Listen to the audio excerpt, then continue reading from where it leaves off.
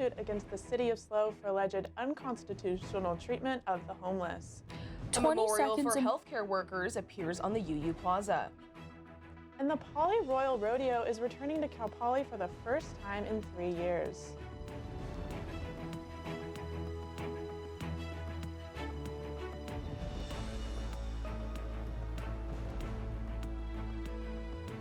Broadcasting from Swanson Studios, you're watching Mustang News. Welcome to Mustang News TV. I'm Lauren Boyer. And I'm Alexa Kushner. Here are today's top stories. Hope's Village of San Luis Obispo is filing a lawsuit against the city of SLO for alleged unconstitutional treatment of the homeless. According to court documents, Hope's Village claims the city enforces ordinances that criminalize homelessness. The California Rural Legal Assistance lawyer defending Hope's Village, Frank Kompinski, says the city's rules are unjust. It is a violation of the 8th Amendment of the Constitution, cruel and unusual punishment to arrest people for just doing things that they need to do to survive, like rest and sleep, and doing those things outside when there's no adequate shelter.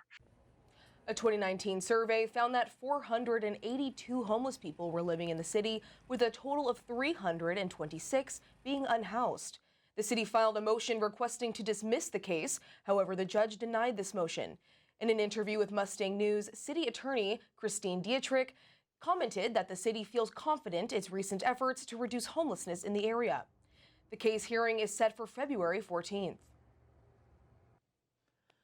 Michael Rippins created a memorial to healthcare workers that have passed amidst the pandemic with his Sync project. He also encourages students to write a note on an unmarked mask to a loved one affected by COVID. The 20 Seconds in Memorialism project is a tribute to healthcare workers that have died amidst the pandemic, done by Michael Rippins, and will be showcased in the Cal Poly Multicultural Center. Healthcare workers who are adversely affected, getting sick and dying from COVID, and in the course of just helping others, and that there were very simple things that all of us could do to help slow the spread of the virus. And one of those very simple things was washing hands. So I created a hand washing station as a public service to not only help actually slow the spread of COVID, but also as a memorial to these healthcare workers who had passed away. Rippins also had an activity where students could fill out an unmarked mask addressed to a family member or member of the community impacted by COVID and hang it on a bulletin board. The bulletin board featured kind and encouraging messages written to family members, friends, and coworkers impacted by COVID, as well as just sweet wishes that students had people could learn from the pandemic. So this was a project that I had started, and then the students helped me kind of bring to life and implement.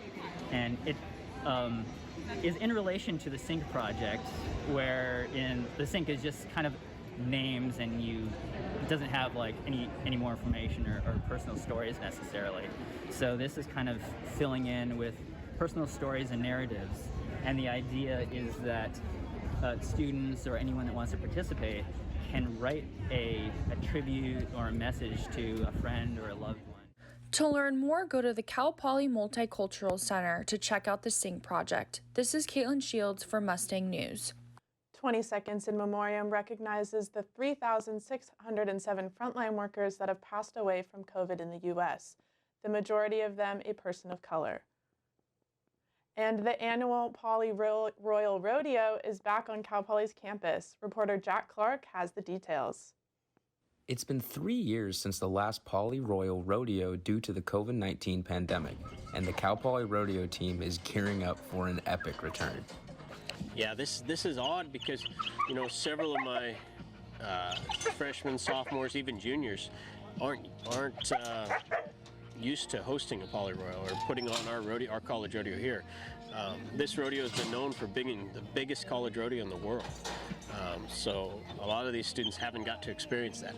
So, everybody's on fire about this year, about bringing it back. Being able to compete right here on campus and being able to represent Cal Poly in Poly Royal Rodeo, just like we have in the past and like we're known for. The rodeo will begin on Wednesday, April 6th and continue until Saturday, April 9th. And while it is still a bit away, students are already getting excited for its return. I heard about it back home. I had a friend who graduated from Poly, and it's the only reason I'm out here. And I remember her talking to me when I was a freshman in high school, telling me how cool Poly Royal was, and like, you gotta come out and see it. And COVID and whatnot, I never got to see it, but she talked about how cool it was, and I was still like so excited about rodeo and like little kind of like horse girl or whatever, and so I always wanted to be a part of that. And then when I came out here and found out that I could really actually be a part of it, I'm so excited. And I can't be in the stadium this year, but in future years, I'm so excited to be in front of all my peers and everything like that.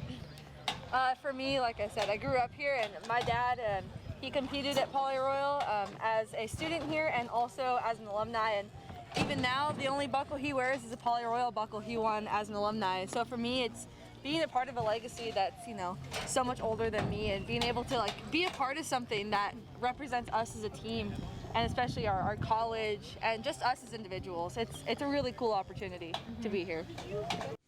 For Mustang News, I'm Jack Clark.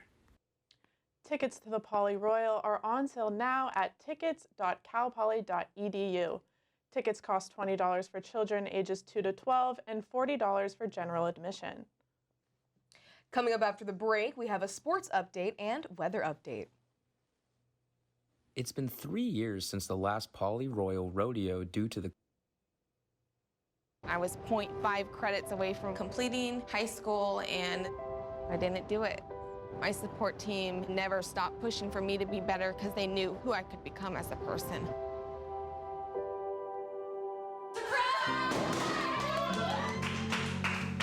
I've been given an opportunity, and I'm just thankful for it. Find free adult education classes near you at finishyourdiploma.org.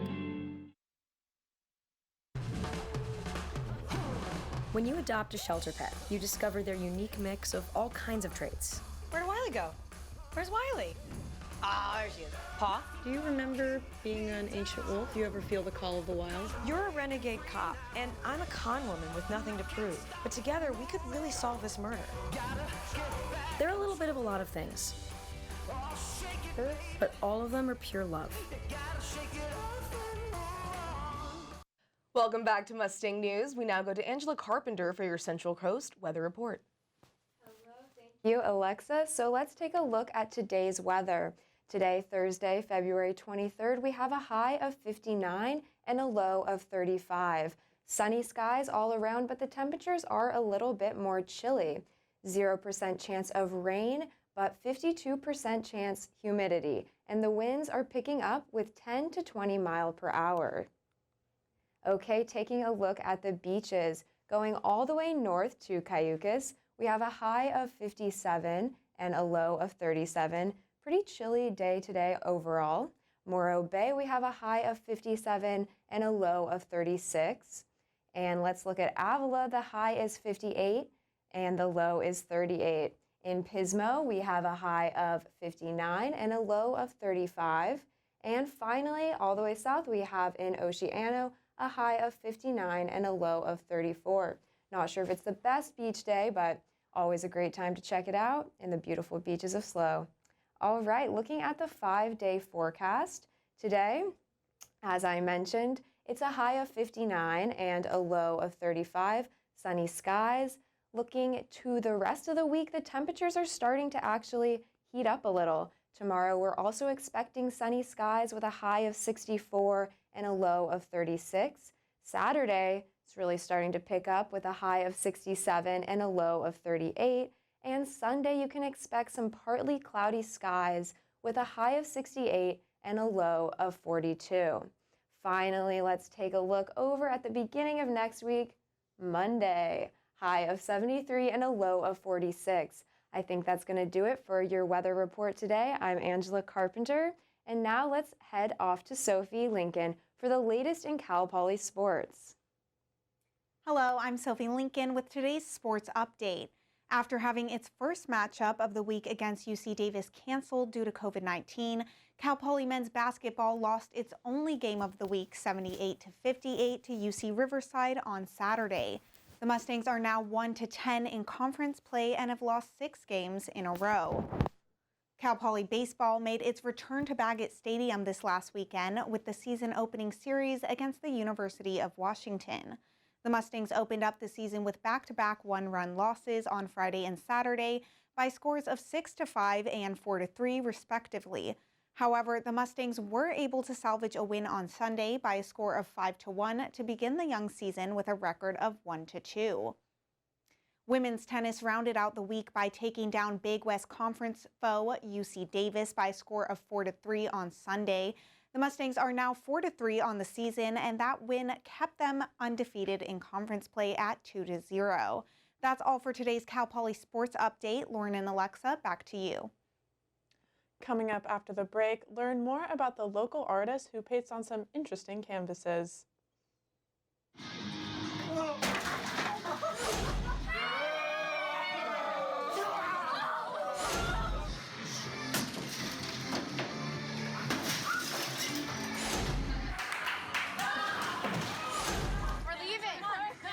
Most party fouls are pretty dumb. But if you decide to drink and drive underage, you could lose your license and your freedom. Underage drinking and driving. The ultimate party foul. Bye-bye. Hi. Hoping for a crisp breeze to help keep you alert. Oh, he took a sip of water too. That'll probably help. You were probably gonna turn down the radio too, so you could focus, right? Probably okay isn't okay. Right? If you see a warning sign, stop and call a cab, a car, or a friend. I think the water line is what really drove it home. I blew on him. Welcome back to MNTV. If you ever wondered what you can do in San Luis Obispo after retirement, one local resident has the answer. Just at the bottom of Bishop's Peak, you can find T.D. Caldwell creating all kinds of acrylic paintings from his garage. He is here from 7 a.m. to 5 p.m. just about every single day. Even though his main form of art is on canvases, he paints everything, even lamps. TD does not follow one particular style. He figures that people like different types of pieces, so he creates a large variety to fit that need. They are all super vibrant and filled with bright colors. To create the pieces, he often takes a picture that he found on Google or Pinterest, places it on this translucent paper, uses an overhead projector, projects it to whatever size he desires, and puts it on canvas. TD started about 13 years ago when he retired. I had a lot of time. I gotta find something to do. And then I started painting, and then by the time I'm done with one, I get emotionally attached to it. And when they started stacking up like this, my wife said, "Hey dude, it's time to cut the cord and start selling some of this stuff." At this point, he has made a little over 400 pieces. The average price of one of his paintings goes for $450. He sells them straight from his garage, from home shows to family and friends, and there are some at Nails, at the Cloud9 Smoke Shop, and other few locations around San Luis Obispo. A group of Cal Poly students is preparing to be future Army officers in addition to their usual schoolwork. Brett Volrath takes us out to the practice lab in Poly Canyon. Cal Poly's Fighting Mustang Battalion is getting back into the swing of things in Poly Canyon. The battalion is part of the Reserve Officer Training Course, designed to train future Army officers. These labs take the cadets' military knowledge and physical fitness and challenge them in the field. By year 3 and 4 in the program, cadets go from participating in labs to actually planning them. Timothy Miller was one of the 4th-year senior cadets charged with designing and running this movement to contact lab. They're going to go out and head in the direction of that enemy and try to gain and establish contact with that enemy in order to run some sort of attack and destroy that enemy. With orders in hand, the cadets begin hiking up the hill. Once over the crest, their pretend enemies start shouting out gunshots with lethal intent. The cadets split into squads and charge towards the shots from multiple directions. By the end... Well, that's all we have for today. I'm Alexa Kushner. And I'm Lauren Boyer. Have a